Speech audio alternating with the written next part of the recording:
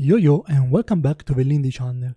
Today we are going through a Pauper deck tech video, and the deck is UB Terror, and the deck list is taken from Alessandro Moretti, also known as Adepto Terra on MTGO, and this is the list that he has brought on his channel, both on Twitch and YouTube, and also on the Lega Pauper Italia Guiding Voice Twitch stream. You can find the links to the deck list and to all the videos that I've mentioned below.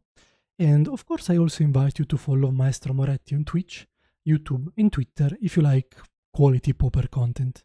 So when trying out a new deck, it is always important to ask yourself the question, what does this deck want to do at any given point of a game? As someone said about chess, I think it was Spielman, but I'm not sure, play the opening like a book, the middle game like a magician, and the end game like a machine.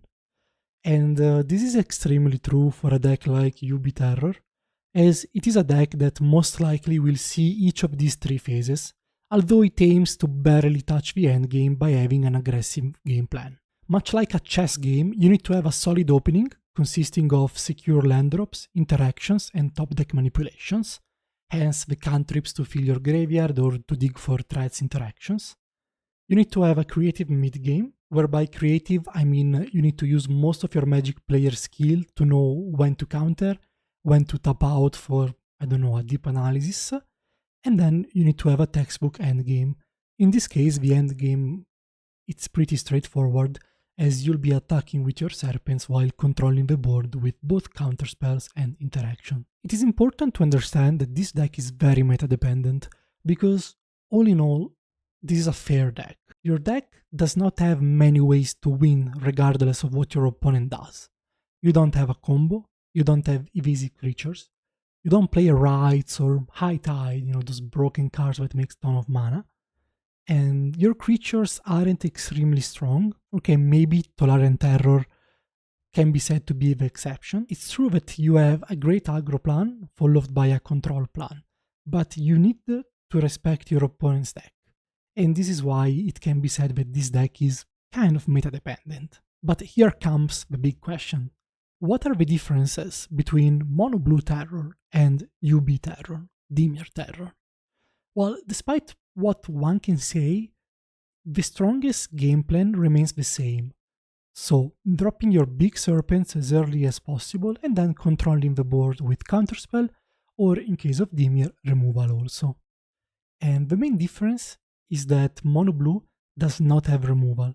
So when faced with strong creatures, such as Chrysalis, Hydra, Troll of Khazad-dûm, I don't know, with Mono Blue you can only gain time.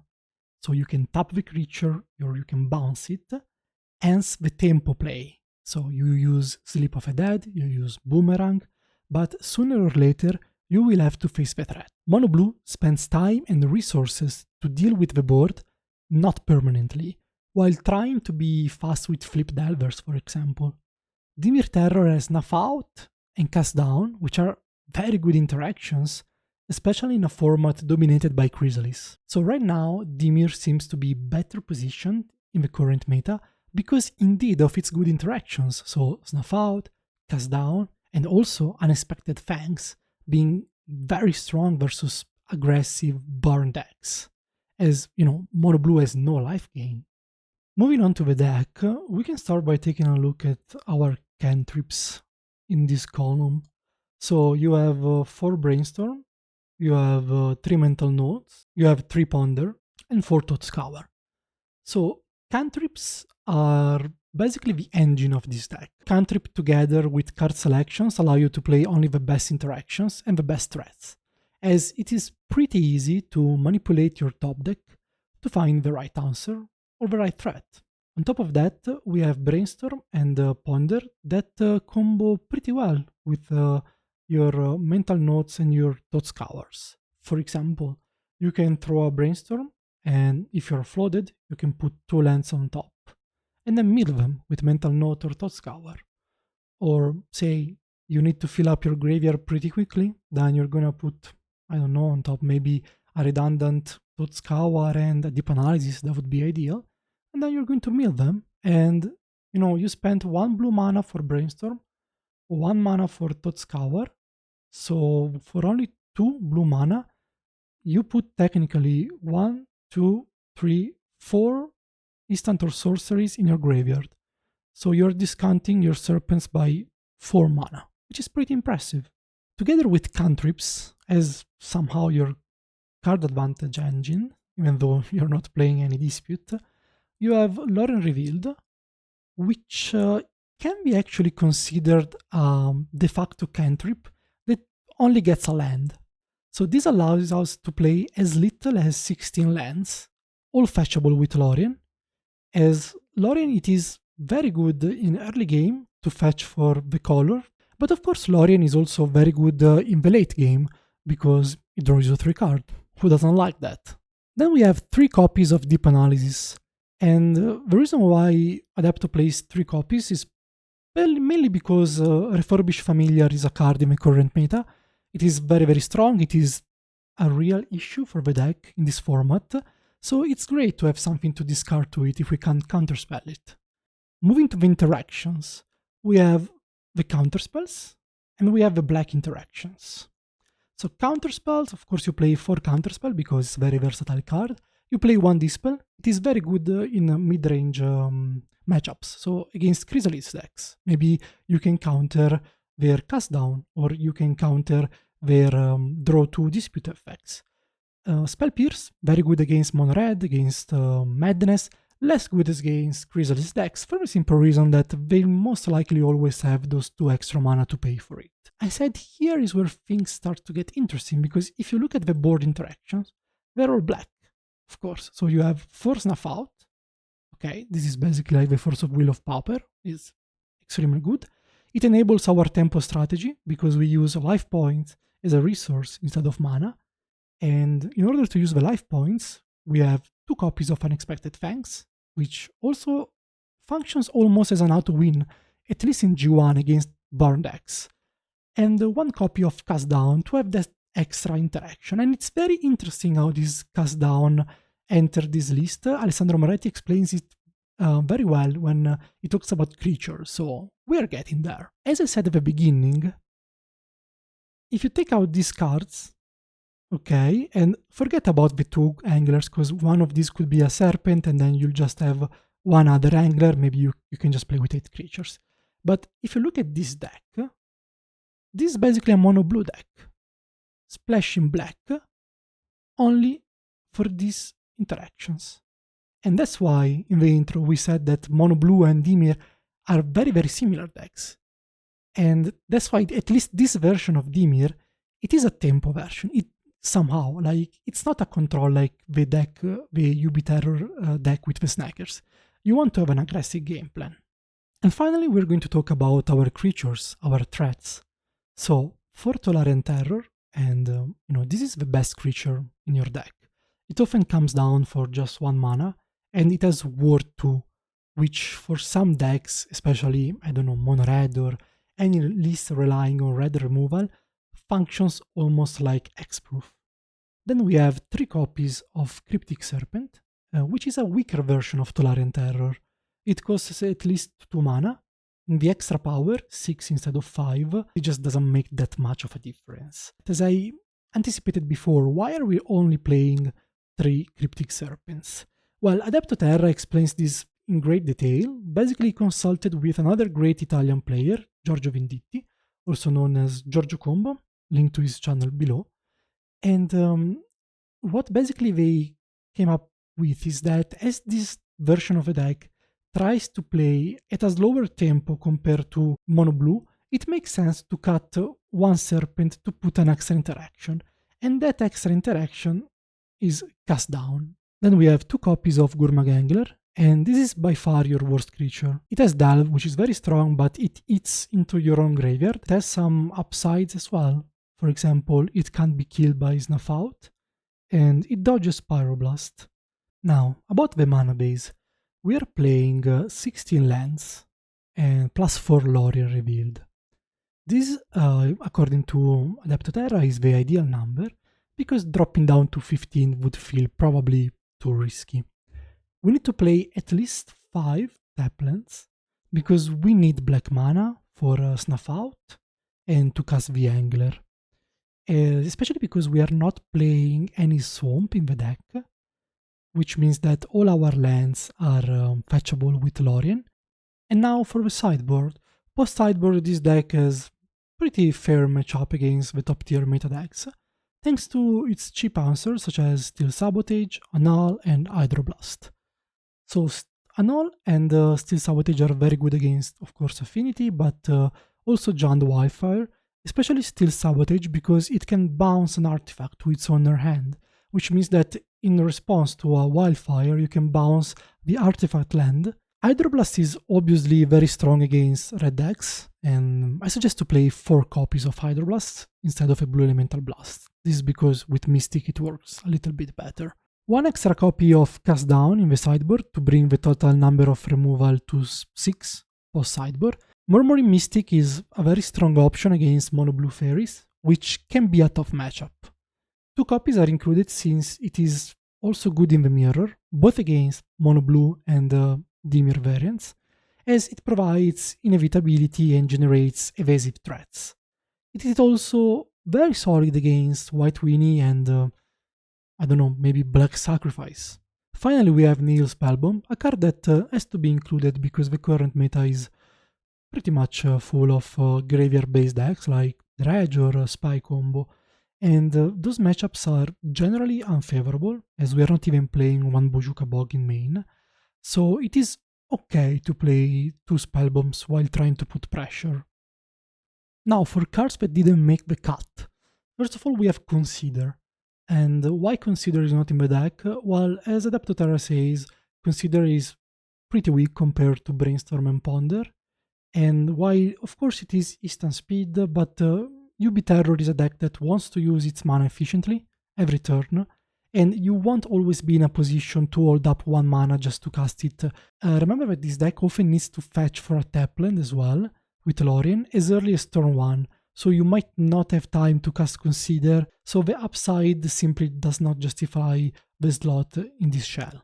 Next chapter is board wipes. Why aren't there any board wipes in the deck, or at least in the sideboard? And this is a question that I asked directly Alessandro during his live stream with Lega Pauper Italia. It was on Twitch, and I just, ask him this. So why aren't you playing any Arms of Adar or Suffocating Fumes? His answer was that these cards, Arms of Adar or Suffocating Fumes, now are only relevant against a small subset of decks, mainly Elves and White Weenie.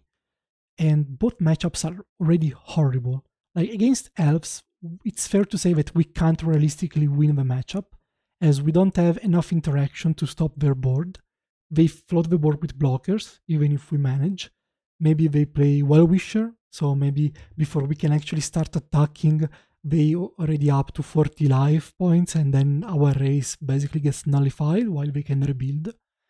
And our clock is simply not fast enough. Against White Weenie, mass removal is a bit more effective, but it's still not great. The deck can rebuild the board pretty quickly, and they even run Trap and Charm, so our tempo strategy sometimes can be delayed by them exiling our graveyard. So in those matchups you just need to be fast. Given this information, our sideboard here is prioritizing flexible and efficient options instead of silver bullets against horrible matchups. This will give us an all-around higher win rate across all the board. Last but not least, why not Snacker? Fundamentally, according to Adepto Terra, Snacker is not a good fit for this archetype. It doesn't contribute meaningfully to the deck's main plan, as it shines in decks that play Spellstarter Sprite, or the Modern Age, or other cards that support a grindy game plan, and this is not what this list of Dimir Terror tries to do. Now let's have a quick look at the main matchups. Against Jund or Affinity we have a fair matchup, as our game plan focuses on disrupting their attempts at playing unfairly. Affinity is currently falling out of favor compared to Jund, largely because cards like Mirror Enforcer are less impactful than our favorite eggplant, Writhing Chrysalis, but also Nyxborn Hydra, which can create major problems for our deck by becoming very effective blockers against Cryptic Serpent and Tolarian Terror, and by recurring also via Blood Fountain. Other big problem, as we already said, is Refurbished Familiar, which is probably one of the strongest cards in Pauper right now, often needs to be countered unless you have a deep analysis to discard. This is of course part of the reason why we play 3 deep analysis in our main board.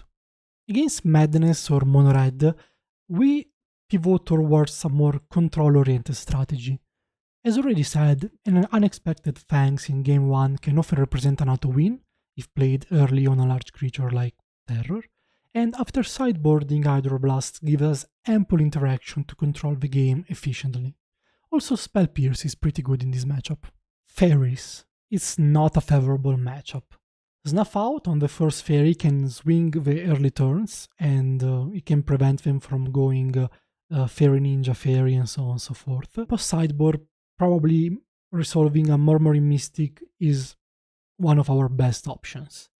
The main challenge is resolving indeed our spells at the right moment, which can be difficult under pressure from Spellstutter Sprite, but also by the ninja. We're not playing Delver, so we don't have an early blocker to throw on the board on turn 1 and then flip it.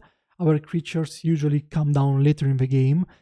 Elves, as we already said before, is a horrible matchup. They simply go wider and we just can't handle all their creatures. On top of that, now many lists, and in my opinion the best list, are also playing Avenging Hunter, which can come down as early as turn 3, making the match basically impossible. Another horrible matchup is White Winnie. Tribe and Charm, for example, can exile our graveyard, and their board refills pretty quickly with cards like Battle Screech. Also, they can close the game very early with a timely Guardian's Pledge.